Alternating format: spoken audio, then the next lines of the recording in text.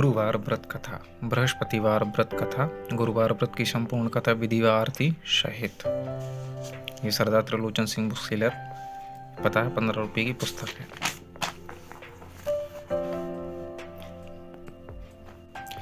गुरुवार बृहस्पतिवार व्रत की विधि। बृहस्पतिवार को जो भी स्त्री पुरुष व्रत करे उनको चाहिए कि दिन में एक ही समय भोजन करें, क्योंकि इस दिन बृहदेश्वर भगवान का पूजन होता है। भोजन पीले चने की दाल का करें, परंतु नमक नहीं खाएं। पीले वस्त्र पहने, पीले फलों का उपयोग करें, पीले चंदन से पूजन करें। पूजन के बाद प्रेम पूर्वक गुरु महाराज की कथा सुनना चाहिए। इस व्रत को करने से मन की इच्छाएं पूरी होती हैं और बृहस्पति महाराज प्रसन्न होती हैं तथा धन पुत्र विद्या एवं मनोवांछित फल की प्राप्ति होती है। परिवार को सुख शांति मिलती है, इसलिए यह व्रत सर्वश्रेष्ठ और अति फलदायक है। इस व्रत में केले का पूजन करना चाहिए। कथा और पूजन के समय मन कर्म वचन से शुद्ध होकर जो इच्छा हो बृहस्पति देव से प्रार्थना करना चाहिए। समस्त इच्छाओं को बृहस्पति देव का अवश्य पूर्ण करते हैं, ऐसा दृढ़ विश्वास रखना चाहिए। अथ श्री बृहस्पतिवार व्रत कथा। एक समय की बात है, भारत में एक नृपति राजा राज्य करता था। वह बड़ा ही प्रतापी और दानी था। वह नित्य प्रतिदिन मंदिर में दर्शन करने जाता था तथा ब्राह्मण और गुरु की सेवा किया करता था। उसके द्वार से कोई निराश होकर नहीं लौटता था। वह प्रत्येक गुरुवार को व्रत रखता एवं पूजन करता था। हर दिन गरीबों की सहायता करता था। किंतु ये सब बातें रानी को अच्छी नहीं लगती। वह न व्रत करती और न ही किसी को दमड़ी दान में देती थी तथा राजा को भी ऐसा करने से मना करती थी। एक समय की बात है, राजा शिकार खेलने वन को गए थे। घर पर रानी और दासी थी। उस समय गुरु भगवान एक साधु का रूप धारण कर राजा के द्वार पर भिक्षा मांगने गए। तब रानी कहने लगी, हे साधु महाराज, मैं इस दान पुण्य से तंग आ गई हूँ। मेरे घर का कार्य तो समाप्त ही नहीं होता। इस कार्य के लिए तो मेरे पतिदेव ही बहुत हैं। अब आप ऐसा कृपा करें कि यह सब धन नष्ट हो जाए तथा मैं आराम से रह सकूं। साधु बोले, हे देवी, तुम तो बड़ी विचित्र हो। संतान और धन से कोई दुखी होता है, इसको सभी चाहते हैं। पापी भी पुत्र और धन की इच्छा करता है। अगर आपके पास धन अधिक है तो भूखे मनुष्यों को भोजन कराओ, प्याऊ लगवाओ, ब्राह्मणों को दान दो, धर्मशाला, तालाब, कुआं, बावड़ी, बाग बगीचे आदि का निर्माण कराओ। निर्धन मनुष्यों की कुंवारी कन्याओं का ब्याह कराओ और अनेक यज्ञादि धर्म करो। इस प्रकार के कर्मों से आपके कुल, आपका नाम परलोक में सार्थक होगा एवं स्वर्ग की प्राप्ति होगी। मगर रानी इन बातों से खुश न हुई। वह बोली, हे साधु महाराज, मुझे ऐसे धन की भी आवश्यकता नहीं है जिसको और मनुष्यों को दान दूं तथा जिसको रखने उठाने में मेरा सारा समय बराबर हो जाए। साधु ने कहा, हे देवी, तुम्हारी यह शिक्षा है तो ऐसा ही होगा। मैं तुम्हें बताता हूँ, ये वैसा ही करना। बृहस्पतिवार के दिन घर को गोबर से लीपना, अपने केशों को धोना, केशों को धोते समय स्नान करना, राजा से कहना कि वे हजामत करवाए, भोजन में मांस मदिरा खाना, कपड़े धोबी के यहाँ धुलने डालना। इस प्रकार 7 बृहस्पतिवार करने से तुम्हारा धन नष्ट हो जाएगा। ऐसा कहकर साधु वहां से अंतर्ध्यान हो गए। रानी ने साधु के कहे अनुसार वैसा ही किया। 3 बृहस्पतिवार ही बीते थे, उसका सारा धन नष्ट हो गया और भोजन के लिए दोनों समय तरसने लगे, सांसारिक भोगों से दुखी रहने लगे। तब राजा ने रानी से कहा कि तुम यहाँ रहो, मैं दूसरे देश जाता हूँ, क्योंकि यहाँ पर मुझे सभी मनुष्य जानते, इसलिए कोई कार्य नहीं कर सकता। देश चोरी परदेश भीख बराबर है। ऐसा कहकर राजा प्रदेश चला गया। वो वहाँ जंगल से लकड़ी काट कर लाता और शहर में बेचता। इस तरह जीवन व्यतीत करने लगा। इधर राजा के घर पर रानी और दासी दुखी रहने लगी। किसी दिन भोजन मिलता और किसी दिन जल पीकर ही रह जाती। एक समय रानी और दासी के 7 दिन बिना भोजन के बीत गए। रानी ने दासी से कहा, हे दासी, यहाँ पास के नगर में मेरी बहन रहती है, वह बड़ी धनवान है। तू उसके पास जा और 5 सेर व्यंजन मांग ला, जिससे कुछ समय के लिए गुजर हो जाएगी। इस प्रकार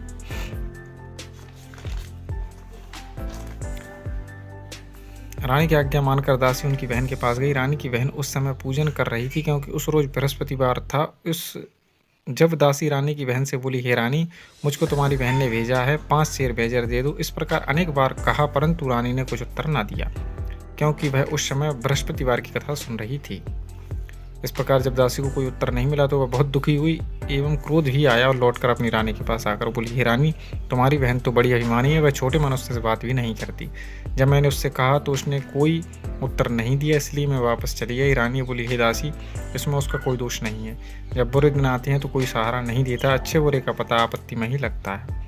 जो ईश्वर की इच्छा होगी वही होगा, यह सब हमारे भाग्य का दोष है। उधर उस रानी ने सोचा, मेरी बहन की दासी आई थी परंतु मैं उससे नहीं मिली, इससे वह बहुत दुखी हुई होगी। यह सोचकर कथा सुन विष्णु भगवान का पूजन समाप्त कर वह बहन के घर चल दी और जाकर अपनी बहन से बोली, हे बहन, तुम्हारी दासी आई तब मैं बृहस्पतिवार की कथा सुन रही थी और जब तक कथा होती है, न उठते हैं, न बोलते हैं, इसलिए मैं न बोली। कहो दासी क्यों आई थी? रानी बोली, बहन हमारे पास अनाज नहीं था। वैसे तुमसे कोई बात छुपी नहीं, इसलिए मैंने दासी को 5 सेर बैजर लेने भेजा था। रानी बोली, देखो बहन, बृहस्पति देव सबकी मनोकामना पूर्ण करते हैं। देखो शायद तुम्हारे घर में अनाज रखा हो। इस प्रकार जब रानी ने सुना तो वह घर के अंदर गई। वहाँ उसे एक घड़ा बैजर का भरा मिला, जिससे रानी और दासी बहुत खुश हुई। तब दासी कहने लगी, हे रानी देखो, वैसे हमको अन्न नहीं मिलता है, तो हम रोज ही व्रत करते हैं, मगर अगर इनसे व्रत की विधि और कथा पूछ ली जाए तो उसे हम भी किया करें। तब रानी ने अपनी बहन से पूछा, हे बहन बृहस्पतिवार के व्रत की कथा क्यों तथा यह व्रत कैसे करना चाहिए? रानी की बहन ने कहा, बृहस्पतिवार के व्रत में चने की दाल, मुनक्का से विष्णु भगवान का, केले की जड़ से पूजन करें व कहानी सुने तथा पीला भोजन करें। इस प्रकार करने से गुरु भगवान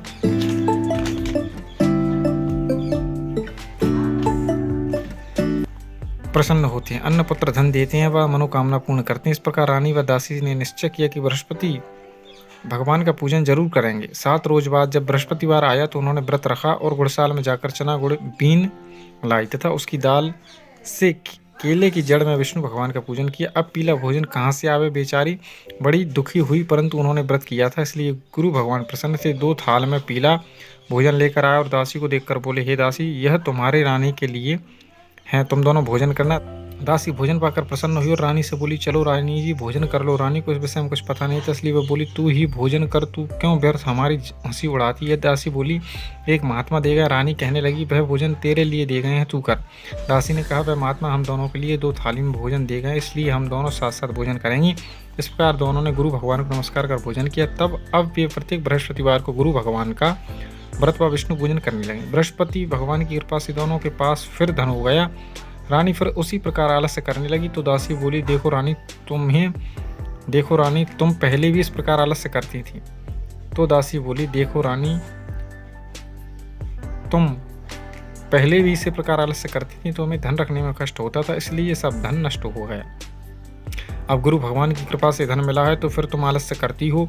बड़ी मुसीबतों के बाद हमने धन पाया, इसलिए हमें दान पुण्य करना चाहिए। भूखे मनुष्यों को भोजन कराओ, प्याऊ लगाओ, ब्राह्मणों को दान दो, कुआं, तालाब, बावड़ी, मंदिर, पाठशाला आदि का निर्माण करवाओ, कुंवारी कन्याओं का विवाह करवाओ, धन को शुभ कार्यों में खर्च करो, जिससे तुम्हारे कुल का यश बढ़े, स्वर्ग प्राप्त हो और पितर प्रसन्न हो। जब रानी ने इस प्रकार कर्म करने आरंभ किए तो काफी यश फैलने लगा। एक दिन रानी व दासी विचार करने लगी, राजा न जाने किस प्रकार होंगे, उनकी कोई खबर नहीं। गुरु भगवान से प्रार्थना की तो भगवान ने राजा को स्वप्न में कहा, हे राजन, उठ, तेरी रानी तुझको याद करती है, अपने देश को जा। राजा प्रातः उठा और सोचने लगा, स्त्री जाति को खाने और पहनने की साथी होती है, पर भगवान की आज्ञा मानकर वह अपने नगर के लिए रवाना हुआ। इससे पूर्व राजा जब प्रदेश में आने पर बहुत दुखी रहने लगा था। प्रतिदिन जंगल से लकड़ी लाता और उन्हें शहर में बेचकर अपना जीवन व्यतीत करता था। एक दिन राजा अपनी पुरानी बातों को याद कर दुखी हो रोने लगा। तब बृहस्पति देव एक साधु का रूप धारण कर आए। राजा के पास आकर बोले, हे लकड़हारे, तुम इस जंगल में किस चिंता में डूबे हो, मुझको बताओ। यह सुन राजा की आंखों में आंसू भर आए और साधु की वंदना कर बोला, हे प्रभु, आप सब कुछ जानने वाले हो। इतना कह साधु को अपनी सारी कहानी बतला दी। महात्मा दयालु होते हैं, उससे बोले, हे राजन, तुम्हारी स्त्री ने बृहस्पतिवार का अपमान किया था, इस कारण तुम्हारी यह दशा हुई। अब तुम किसी प्रकार का चिंता मत करो, भगवान तुम्हें पहले से अधिक धन देगा। अब तुम्हारी स्त्री ने भी गुरुवार का व्रत आरंभ किया है, तुम मेरा कहा मानो, बृहस्पतिवार का व्रत करके चने की दाल का गुड़ जल के लोटे में डालकर केले की जड़ से पूजा करो, कथा कहो और सुनो, भगवान तुम्हारी सब मनोकामनाएं पूर्ण करेगा। साधु को देख राजा बोले, हे प्रभु, लकड़ियां बेचकर मुझे इतना पैसा नहीं मिलता जिससे भोजन करने के बाद कुछ बचा सकूं। मैंने रात्रि को सपने में अपनी रानी को व्याकुल देखा है, मेरे पास कुछ भी नहीं जिससे उसकी खबर मंगा सकूं, और कौन सी कहानी कहूँ यह भी मुझे मालूम नहीं है। साधु ने कहा, हे राजन, तुम किसी बात की चिंता मत करो। बृहस्पतिवार के दिन तुम रोजाना की तरह लकड़ियां लेकर शहर जाओ, तुमको रोज से दुगना धन प्राप्त होगा, जिससे तुम भली भांति भोजन कर लोगे तथा बृहस्पति देव की पूजा का सामान भी आ जाएगा। और बृहस्पति देव की कहानी इस प्रकार से है।